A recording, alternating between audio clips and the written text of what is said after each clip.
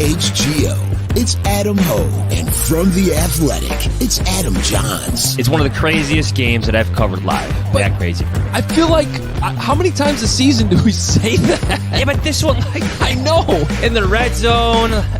I'm not disputing what you're saying. I'm just like, how does this franchise keep doing that? Anyway, who cares? Here they are, the Adams, Hoge Jahns. What's up? Welcome in. Another Bears-Packers game. Another Packers victory. They now have the all-time wins lead over the Bears. Johnsy, how was it? It looked like it was coming as the game kept going on, right? I hate to say it. I don't want to be that guy. As good as the first three quarters looked, we've been here before. You can't beat Aaron Rodgers with field goals or missed field goals, and we know how these things tend to go. As bad as the Packers are, it's true. This is how it typically unfolds for the Bears.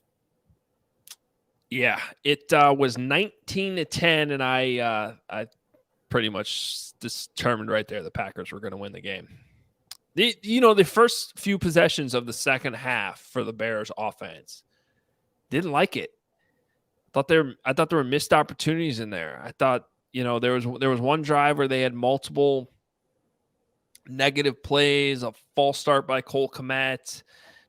Wasn't a big fan of the play calling either. And you could just kind of sense that they had missed the opportunity to take what was a 16-3 lead at one point. Penalties became – sorry, go ahead. I was just going to say, when you're up multiple possessions like that and the Bears were playing better than the Packers, like – those are the types of games that good teams turn into, like what the Lions did to the Jaguars today. The Lions aren't what do they end up winning? They're not a 24-point team, like better than the Jaguars. They just they had a lead and they kept building on it. They kept that momentum going. That's what the Bears failed to do today. And then penalties became part of the equation, like we knew they would. Yeah. They just seem to always be. I thought the Bears short-handed secondary with two undrafted rookies, with a seventh-round pick, with special teams ace DeAndre Houston Carson, your most experienced safety. They played well, man. They played awesome in a sense to have that lead against Aaron Rodgers. I know the Packers stink, but it's still Aaron Rodgers going against a bunch of inexperienced players. I thought they played awesome. I really did. It kind of reminded me of that Thomas Graham game last year. Remember when the Bears had that game against the Vikings in primetime and like everybody was out? What are you doing? Kent's telling me to move my camera here. Oh, I didn't think the lights were that bad. Yeah, the lights were glaring, but I didn't think it was that big of a deal. Here's your live look at Soldier Field, everybody. It looks good. By the way, congrats on the turf. It's been holding up pretty well. Although half the season's being played at home in December and January, which is just weird scheduling quirk. But you know what I was saying? The Bears had that game last year. Thomas Graham's playing, like all these random people are playing, and the secondary actually, held up okay. This year, same thing, except like they didn't touch Aaron Rodgers this whole game. The guy's got a rib injury. You can't even get a finger on him the whole game. Come on, pass rush. It's bad. The one opportunity they had for contact, he was scrambling, and it was on our side of the field, south end zone. I want to say it was Matt Adams who had an opportunity to take a lick on Aaron Rodgers, to put a hit on him. And Aaron Rodgers essentially ran him over and stared him down from the sideline. Yes, I saw that. It looked even worse. You should have heard the fans in front of the press box after seeing that, because everybody kind of got up in excitement. This is our opportunity to hit Aaron Rodgers. Guy's a broken hand, bad oblique. Yeah. Inflict some punishment, and you missed that opportunity. For me, that would have fallen in the category of, even if he had been called for like a late hit out of bounds, which sometimes happens when you hit a quarterback anywhere near the sideline, unless they're Justin Fields and they don't get that call.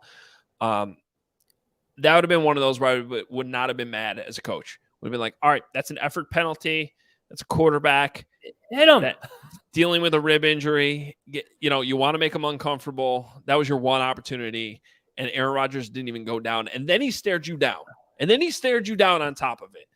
Come on. It's the one opportunity to hit the quarterback who told your fans, I know you weren't part of this, but it's part of the conversation, or should have been part of the conversation leading up to this game, who told your fans that he owns your team. That running joke continues, and he added to it today. But yeah, the lack of pressure, especially from the defensive line, it's a problem. When you're blitzing Jack Sanborn like every other play, because it felt like it at some point in the second half, that's a problem. That's a serious problem. Yeah. And that's where the veterans play, is that defensive line. The rookies, the inexperiences in the secondary, at linebacker with Jack Sanborn. The defensive line, other than Dominique Robinson, that's where your experience is. And they continue not to get the job done in terms of rushing the passer. Yeah, to me, it's the number one need in the offseason. You have to figure out some way to get the pass rush going, to add to that D-line, to add a 3 technique, to add at least one dominant edge rusher. They just don't have any of it right now, which, again, getting back to the secondary, was actually why they were so impressive in the secondary. I know it kind of got away late, but because Aaron Rodgers kept buying time. Yeah. And there was nobody open. That's why, Johns, I was more disappointed in the offense in the second half. Like, they scored 3 points. You kind of knew eventually Aaron Rodgers was going to get going. It was shocking that they only had 10 points when they did. I thought this would be a game where Green Bay was easily in the 30s. So I just was really disappointed in the offense in the second half to only score 3, to not get a touchdown, to not sustain more drives, especially because Fields was playing pretty well overall, throwing the ball. I just thought they got too conservative for, considering the quarterback seemed to really be in a rhythm and be feeling it there at times in the second half. It was his best passing performance this season. And I thought that even before he said it himself. On the N'Keal Harry possession. Great play, rolls to his left. It wasn't really pressure, but he bought himself time, kept his eyes downfield, threw the jump ball to Harry, who beat Alexander, one of the best cornerbacks in the game. Like an outstanding play. That's what you love to see. Big body receiver, mismatch, put it up there. Great play. Now you're in scoring position. The plays after that, hold on, I'm looking for it. Like 3rd and 5. Here it is, right? This is 3 plays after the jump ball, 49-yarder to Harry. 3rd and 5, Green Bay 23. David Montgomery, right guard, to Green Bay 22 for 1-yard gain. There was a fan in front of us in the press box who screams so loud, "Come on, Nagy!" I kid you not. That's funny. You got a good chuckle from everybody in the front row of the press box. Maybe even some Bears employees, but there just seemed to be – it was just too conservative for me. Justin Fields is playing well. You want the ball in his hands.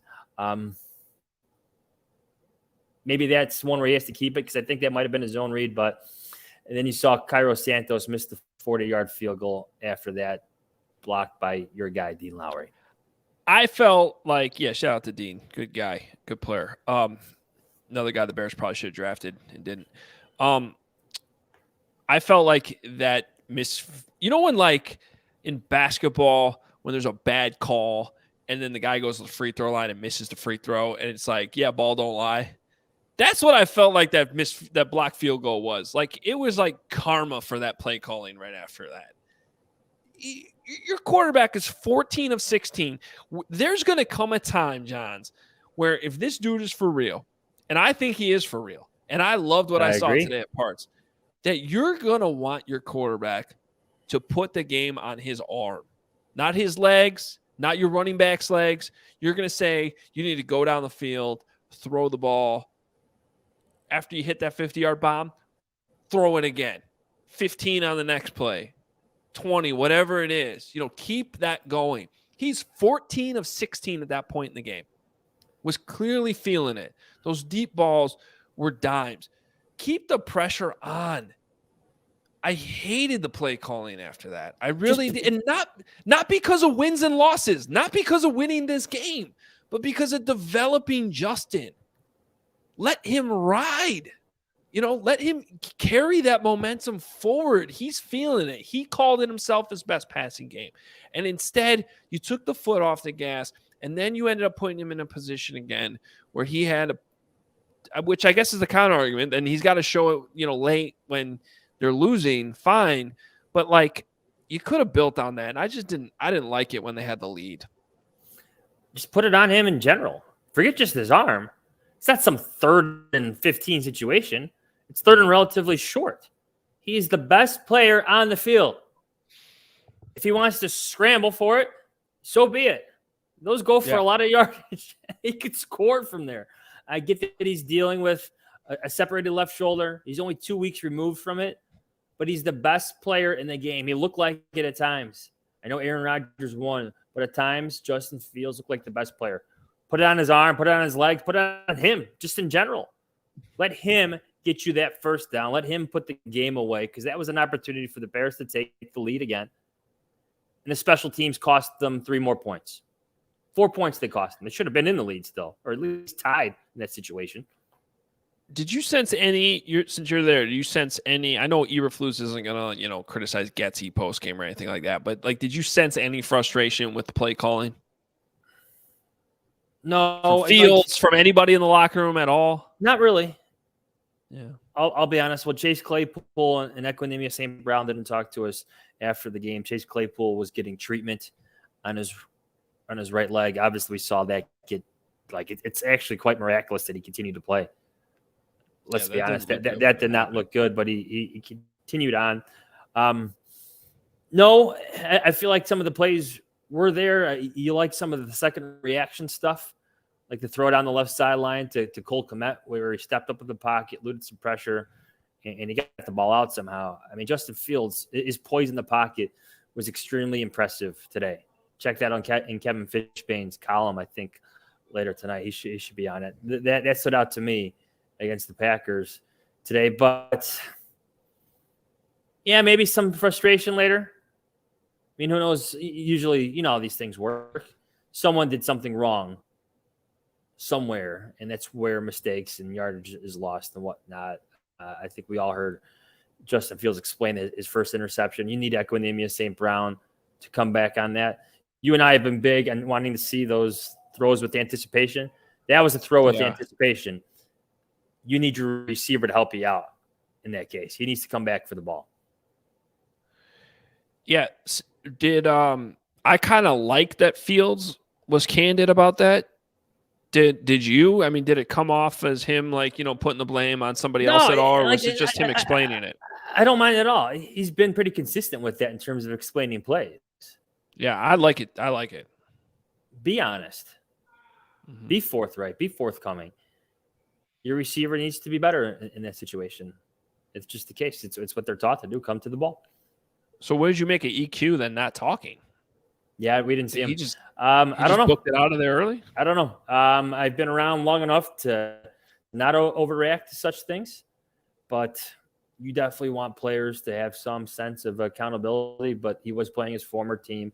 He has been very open in the locker room, always there if you need him for the most part, after losses previously and in the locker room during the week. So it is what it is sometimes. Yeah, sometimes you don't know what's going on, and maybe players talking tomorrow. They're still in the building tomorrow before they leave. Maybe he'll talk tomorrow. Yeah. I mean, just generally speaking, I get that you want players to talk all the time, but they are people too. Losing games like this it kind of stinks. Could you imagine having to talk about your job after losses like this? Was their 6th loss in a row? Yeah. It stinks. You think they're going to win again this season? You got the Eagles, the Bills. They won't be favored in any games. The Lions, you mentioned them earlier, and the Vikings, right? No. Well, this is the worst team that they will. This is the worst opponent they had left. The Lions are looking good now. Again, shout out to the Bears. They fixed the Commanders and they fixed the Lions this season. They should get a lot of credit for that. Well, at least 3 of those teams are going to be playing for playoff position. Right? Yeah. The Eagles, the Bills, and definitely the Vikings. They're all going to be playing for playoff position. You would think. Well, it's possible the Vikings might not have anything left to play for in week 18. Oh, it's a classic, tank win type. Well, I know. Yeah. I mean, Tank I loss. hate to paint that scenario, but it is very possible that they already have the division wrapped up, obviously, and then they don't remember. There's only one team that gets a bye now, and so depending on how it plays out the next couple of weeks, like they might not have a shot at that bye. They already lost the head-to-head to the Eagles, so yeah, it is possible, and that would be like worst case scenario. Like I don't know. Like imagine like Justin Fields finally has his first 400-yard game against the Vikings, week 18. Bears fall from number 2 in the draft to like number 8. Well, I don't know if they could fall that far at this point, right? Well, You I don't have know, man. they're second right now. There are 1, 2, 3, 4, 5, 6 4-win teams. There's a lot of 4-win teams. You get Denver that's lost 4 games in a row. You got the Rams who have lost 5 games in a row. Just yeah. Those teams are going to lose more. What's the Raiders score right now? I don't even. See if I can find that real quick. Hold on, I got it. The Raiders they're are actually winning 27-13. Okay, so that'll help the Bears from falling a little bit. So you could take them off. Yeah, I don't know. I think those other teams will lose. I think the Bears are sitting pretty. That's one of the reasons why John's like as this game was going on. I was telling people pregame, like, just enjoy the game against the Packers. Like, if they could beat the Packers, enjoy it. It's a win-win. It really is a win-win. And they didn't get it done. I think there's some things to be concerned about. How concerned are you about Cairo Santos? He's missed a lot of extra points this year. Say it's 4, right? 4, and then the field goal block. It was a low kick, which is kind of tough because the wind's crazy. Did you talk to him post game? I was not on that scrum, but okay. He did look visibly shaken before and afterwards. I'm not ready to overreact there because he's been so good for the Bears. Kickers do go through slumps. I do not think this is a Cody Parkey situation. He's proven himself. He deserves more of a leash than that. And we've also seen the other side of it, which is the Robbie Gould situation. Proven kicker. Kind of goes through a slump like this, right? Where all of a sudden, like for the first time in a long time, you're like, what's going on? Is it the wind? Is he just in his head? How about the guy they just faced today? Mason Crosby went through an infamous bad streak for a while, didn't he? He's still kicking for the Packers. Yeah, I would just be careful. I'm of the opinion of okay, you could be concerned a bit, but maybe it's the best interest to have your guy try to figure it out. Your proven kicker who's been at this for a long time to try to sort this out before going into a kicking derby, because we know how that can shake out. Yeah. So I guess I'm not filing that into major concerns yet. I don't know. You can be happy about the draft positioning, but at the same time be a little bit concerned about like the fourth quarter offense. And in today's case, the whole second half offense, both in terms of execution and in the way it's being handled by the coaching staff, like the conservative nature and some of the play calling. And there were two of the timeouts called today by Eberflus I think you can question, right? There's the one at the first half. The Packers were lining up for a field goal, right? No, they weren't. They were going for it. Oh, they weren't. Someone said that. So they were going to go for it either way. They were going for it either way. I thought in that moment you saw a coach trying to get his young defense in order. You're talking about the touchdown right before the first half, and then the first half. Right. And also when the clock run down. So was he leaving clock time to get the ball back, to get a return? That I'm not sure of. I actually missed part of the Eberflus press conference. Okay. But my opinion at that time is you had a young defense, 4th down against one of the greatest quarterbacks of all time. If you want to take a moment to talk to him, go for it. Yeah. And then in the second half, that timeout they called on that what turned out to be the last drive just seemed unnecessary because you were going to need those timeouts to get the ball back after you scored. just run up and clock the ball. It was first down. I don't know. There's just little things like that I don't think we've gotten a fair enough evaluation to Eberflus on yet, and we won't until they start winning some games. And it's just kind of a lingering question that I think goes into the off season, right? Like, I think, in terms of, yes, you have a first-time head coach learning on the job, and I think he's been okay for the most part in certain things. Generally speaking, second half offense, the Bears have been in a lot of situations this year where they have a chance to take the lead or tie the game in the fourth quarter. I think what you have is a young quarterback and a young offensive coordinator, and Luke Getsy trying to feel their way through this. It sounds like an excuse, but it is what it is. This is Luke Getsy's first year calling plays at the NFL level. He's going to make mistakes. Deserves criticism today, a lot of it, I'll be honest, but it's still his first year doing it, and it's Justin Fields' first year in this offense with a whole bunch of different receivers coming in and out. No Darnell Mooney today, so a lot of fluidity to what's going on offensively. I don't mean to make excuses for him. 6 losses in a row, but in the grand scheme of what the Bears are as a team right now, you have a young quarterback, young offensive coordinator, and a lot of young players playing all over the field, handling different things for the first time for this regime. Yeah, and by the way, I agree with you. I think Getsy deserves criticism today. I think I'd still give him at least a B+, maybe even somewhere in the A range for the entire season. When you consider how much his offense has been changed, how much it's been tweaked to Justin Fields' strengths, the development they've gotten out of Justin Fields, all, by the way, with a shaky at best offensive line that has had so many different offensive line combinations. Another one today with Alex Leatherwood playing as much as he did. And then the wide receivers coming in and out. It's different guys every week. Darnell Mooney's not hurt. Like, this has been a win offensively. They were leading the league in scoring there for like 4 weeks there. You got me back? I got you back.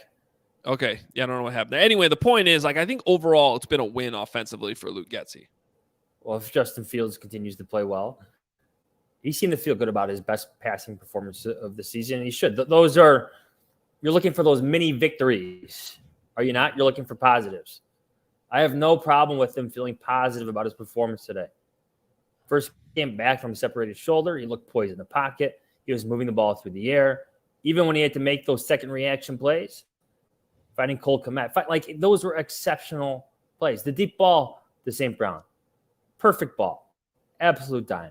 You saw progress. You saw a layered throw to St. Brown early in the game for his first completion. A lot of positives. And if you want to draw on those and try to build on those, obviously that's the coaching message. I get that. You're a 3-1 football team with a bunch of young players trying to make their way in the NFL. Maybe that's a matter of having the right expectations of when to or how to evaluate this team. Maybe that's just where I'm at with this team and others aren't with me, but it's what they are, man. It's what they are.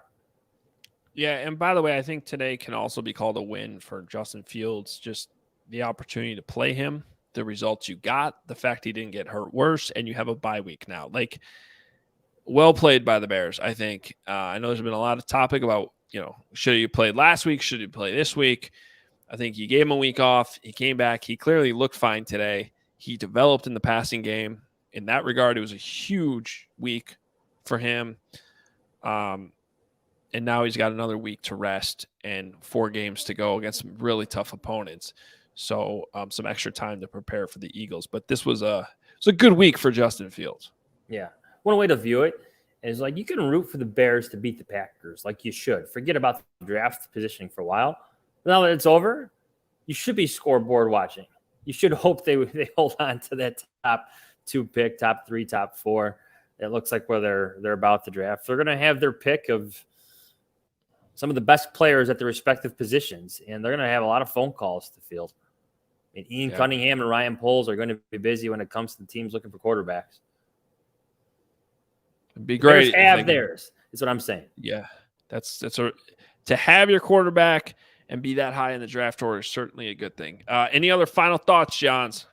No, enjoy the bye week, everybody. I think we got one more episode coming up on Tuesday. Draft special, everybody. A draft special. So we'll get that out to you. And then we're taking a break ourselves. Dane Brugler is going to join us on Tuesday. So we'll take an opportunity on the bye week to talk a little NFL draft with the positioning the Bears have. Should be good. Should be a good one on Tuesday. Then we'll take a little bit of a break with the bye week, which is well-deserved at this point. It's mid-December already, damn it. Well, it feels that way. Maybe nobody's 100% at this time. No, including us. All right. Follow us on Twitter at Adam Hoge, at Adam Jahns. Read Johnsy on The Athletic. You can read me at allchgo.com. Merch is still up. obviousshirts.com makes a great holiday gift. obviousshirts.com. Get those hoodies, beanies for the winter. It's all there for you. Please like, subscribe, hit the notification button on YouTube, rate and review. Most importantly, tell a friend. Thank you so much to all our listeners. We will talk to you on Tuesday. See ya.